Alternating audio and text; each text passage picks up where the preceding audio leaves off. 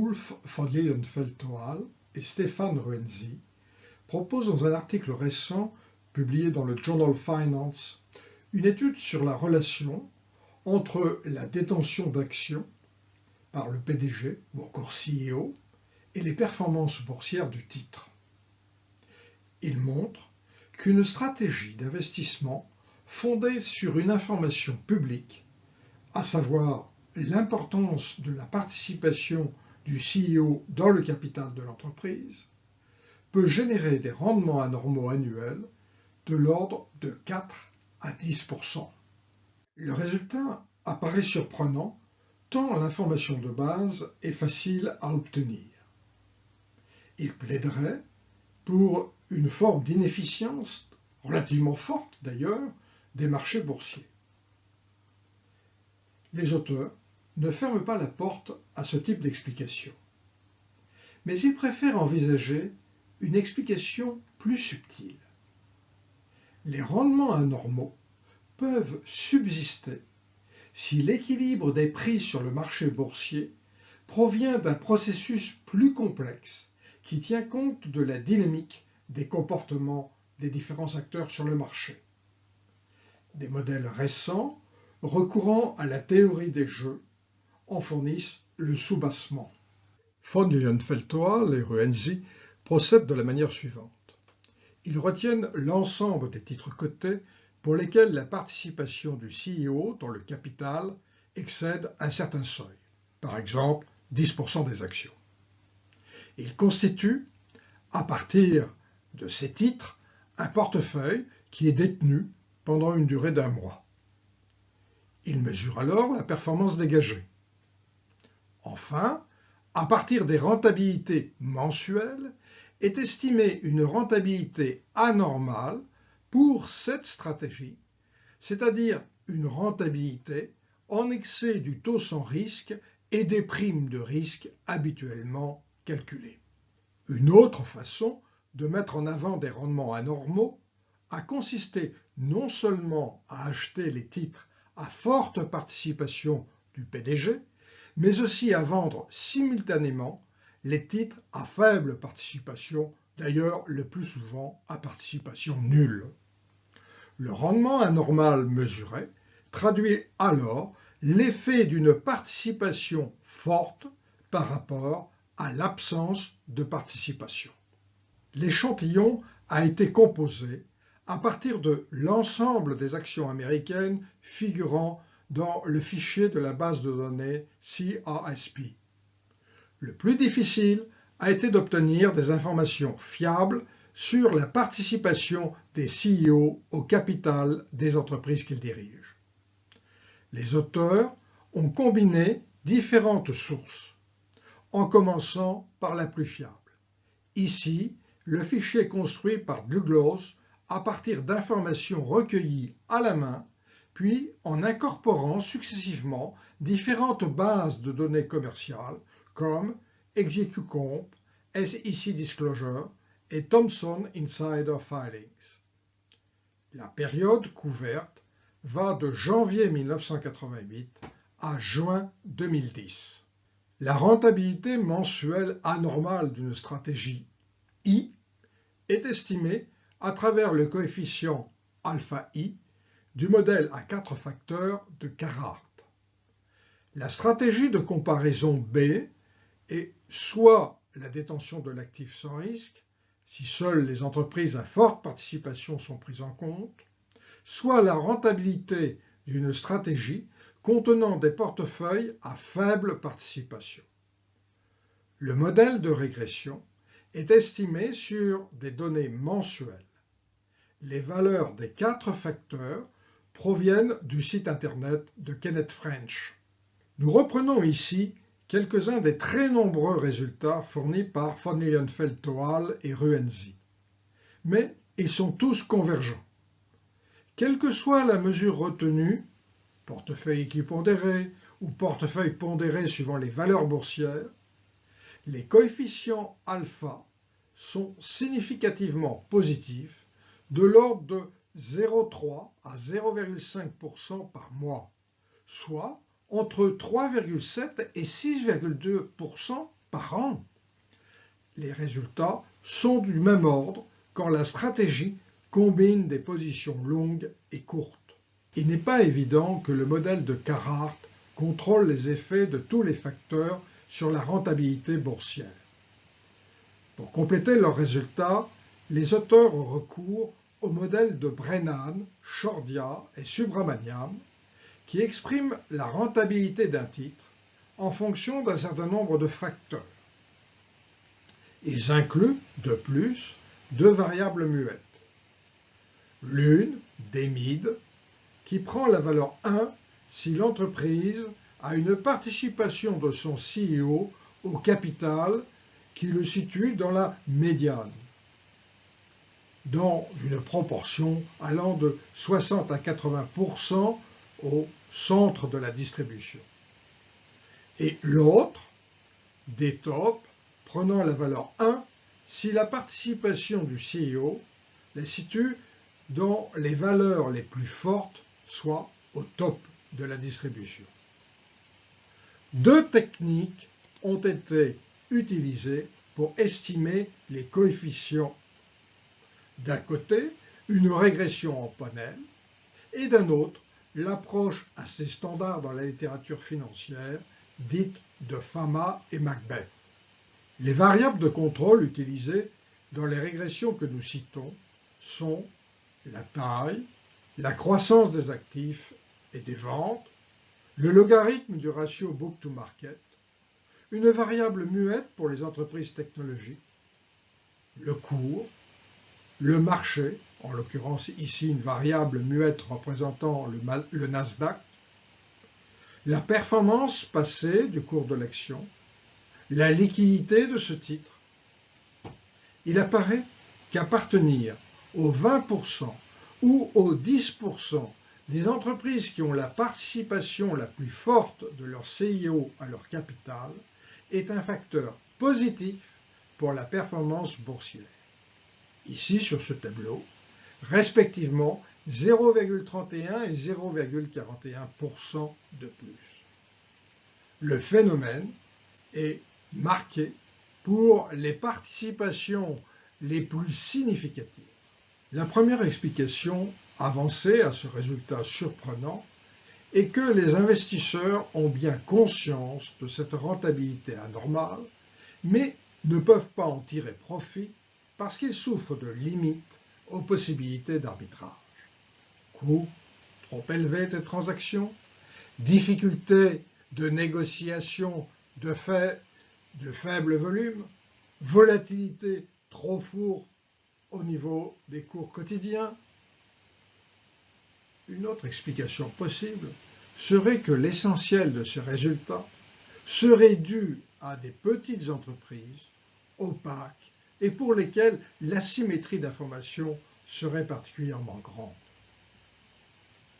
Enfin, la dernière explication avancée par les auteurs tient dans la qualité propre du CEO en tant que dirigeant et son aptitude à augmenter le potentiel de l'entreprise à créer de la valeur actionnariale. Von Lilienfeld-Toal et Ruenzi séparent leur échantillon en deux en fonction de la liquidité du titre. Ici, 4 mesures sont utilisées, le volume, le bid-ask spread, la mesure de Hameaude et une mesure de volatilité.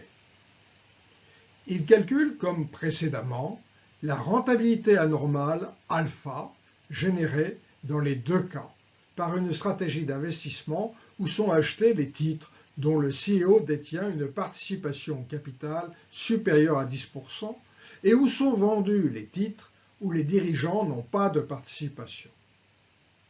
La différence entre les deux alphas n'est jamais ici significative. Ce résultat n'apporte à l'évidence aucun soutien à la thèse des limites de l'arbitrage. Pour mesurer la symétrie d'information, les auteurs ont recours au suivi des titres par les analystes. Comme précédemment, ils séparent leur échantillon en titres fortement suivis et faiblement suivis. il n'y a aucune différence significative dans les rentabilités anormales pour ces deux sous-populations. Il en est de même quand la dispersion des prévisions des analystes en matière de bénéfices par action est utilisée comme critère de partage en deux sous-populations. L'origine du résultat de cette rentabilité anormale positive ne semble donc pas provenir d'un problème d'asymétrie d'information. Si la rentabilité anormale est liée à la présence d'un CEO qui a des aptitudes particulières pour accroître la capacité de la firme à générer de la valeur actionnariale, encore faut-il que ce dernier dispose de toute la latitude pour mener son action.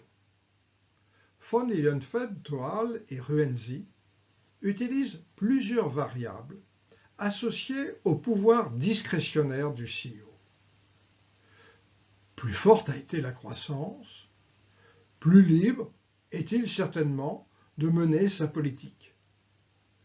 Plus forte est la concentration sectorielle, moins intense est la pression des forces de la concurrence. Enfin, un CEO fondateur a plus de pouvoir qu'un autre. Pour ces trois variables, le résultat est identique. Plus grande est la liberté d'action du CEO, plus élevée est la performance anormale mesurée. Il est donc intéressant de constater qu'un moindre contrôle d'un dirigeant, associé à une forte participation dans le capital, peut conduire à une rentabilité élevée. Mais encore serait-il intéressant de savoir par quel canal passe cette amélioration de la rentabilité de l'entreprise. Est-ce que cela vient du fait que le dirigeant a une aptitude à dégager des marges plus importantes, à faire connaître à son entreprise une croissance plus vive? Est-ce une aptitude de ce dirigeant à mieux choisir ses projets d'investissement, à éliminer les projets de croissance non créateurs de valeur? Ou encore, est-ce dû tout simplement au fait que le dirigeant prélève moins de richesses sur l'entreprise, accepte un total de rémunération moins élevé et défavorise de ce côté un peu moins ses actionnaires? Pour tester les effets de la détention d'une part significative du capital par le CEO, les auteurs utilisent le même modèle de régression. Dans la structure de ces modèles de régression, grand V est la variable dépendante étudiée, soit une mesure de performance, soit un indicateur de politique d'investissement, soit encore une variable qui traduit la rémunération globale du PDG. Des mid et des top sont les deux variables muettes précédemment utilisées qui signalent soit une participation moyenne, soit au contraire une participation très forte. X est ici un vecteur de variables de contrôle, taille, ratio book to market, âge de la firme, appartenance à l'indice Standard & Poor's 500, firme technologique ou non. Enfin, dans ce modèle, sont inclus des effets fixes par secteur et par année. Les entreprises dans lesquelles les CIO détiennent une participation élevée dans le capital dégagent une rentabilité comptable, ici le ratio Return on Assets, ROA, significativement plus grande. Ce résultat est atteint à travers une grande productivité du facteur travail, mesuré ici par le ratio vente par employé, et également par une plus grande maîtrise des frais généraux, mesuré ici par le ratio frais généraux sur total actif. Ce n'est pas le résultat d'une croissance plus forte. Bien au contraire, ces firmes manifestent un taux d'accroissement de leurs ventes plus petit. En résumé, tout apparaît beaucoup mieux maîtrisé. Les entreprises dans lesquelles les CEO détiennent une participation élevée dans le capital investissent significativement plus que les autres entreprises où les CEO sont absents dans le capital. Il n'y a pas ici de signe de sous-investissement ou encore de croissance sacrifiée pour des objectifs de court terme. Les mêmes entreprises ont une probabilité significativement plus faible de se lancer dans des opérations de fusion-acquisition. Quand elles le font, la réaction des marchés est moins négative que pour les autres. Leur politique d'investissement ne correspond pas à une volonté de construction d'empire au prix d'une destruction de valeur actionnariale. Enfin, les CEO qui détiennent une participation directe importante dans le capital de l'entreprise s'avèrent moins gourmands en rétribution totale. L'effet négatif est très significatif pour ceux dont la participation excède 10%. En conclusion, à travers une batterie de tests, Fonny & Fentoan et Ruenzi montrent que des portefeuilles constitués de titres de sociétés dont les CEO détiennent une participation au capital élevée dégagent systématiquement des rentabilités anormales positives. Le phénomène est robuste et observable de manière continue dans le temps. Ce résultat permet de comprendre pourquoi des dirigeants d'entreprise diversifient aussi peu leur patrimoine. Les coûts de sous-diversification sont ici compensés par une performance plus grande. Ceci étant, il reste un point étrange. Comment une telle performance, qui peut être détectée à partir d'une information publique, n'est-elle pas reflétée dans le cours des actions? Les auteurs écartent les explications tenant à l'inefficience des marchés. Aucun élément ne vient supporter les effets potentiels des limites à l'arbitrage ou l'opacité qui entoure certains titres. Par contre, ils ouvrent avec la notion d'équilibre de marché complexe, modélisé par des équilibres de Nash, une perspective nouvelle. Pour que ces PDG, ces CEO, continuent à mettre en œuvre des stratégies de création de valeur, il est important que les cours boursiers ne reflètent pas immédiatement l'ensemble des effets positifs attendus pour les années qui vont venir.